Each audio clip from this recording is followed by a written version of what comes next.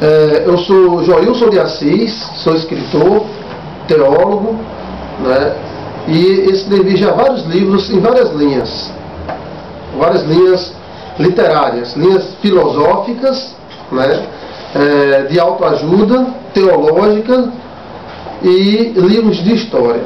O interessante é que a maioria dos meus 19 livros escritos é que eles nasceram baseados em sonhos. Sim, exatamente isso. Eu sonho em tempos remotos, em tempos passados, e esse sonho me faz viver uma história, e quando eu acordo, eu escrevo o que eu sonhei e vou atrás da história, pesquiso anos e anos e misturo a história com o sonho que sonhei.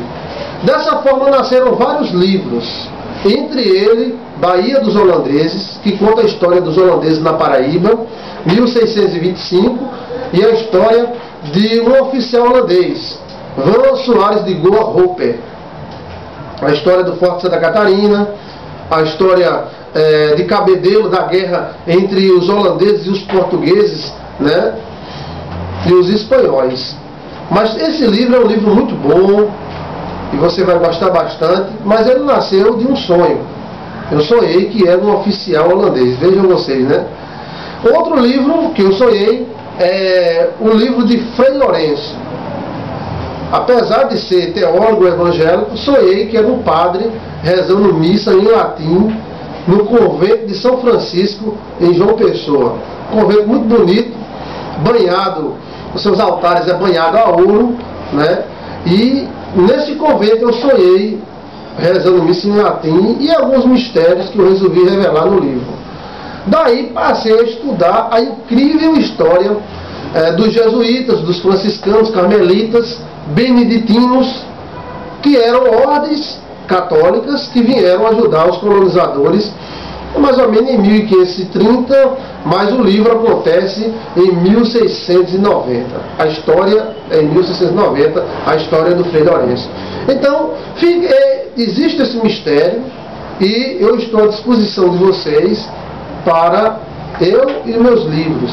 Alguém se interessar, né, em ver essas histórias, em conhecer essas histórias, elas são roteiros de filmes maravilhosos e elas estão à sua disposição. Basta entrar em contato e os que estiveram lançados darei o endereço. Alguns foram lançados na internet, outros foram lançados em papel, mas aqueles que não foram lançados ainda também estão à disposição e eu posso enviar para você um exemplar. Eu acredito que o ser humano pode viajar através dos sonhos, através das épocas, dos anos, das décadas. E os meus livros, eles são frutos de experiências, de sonhos.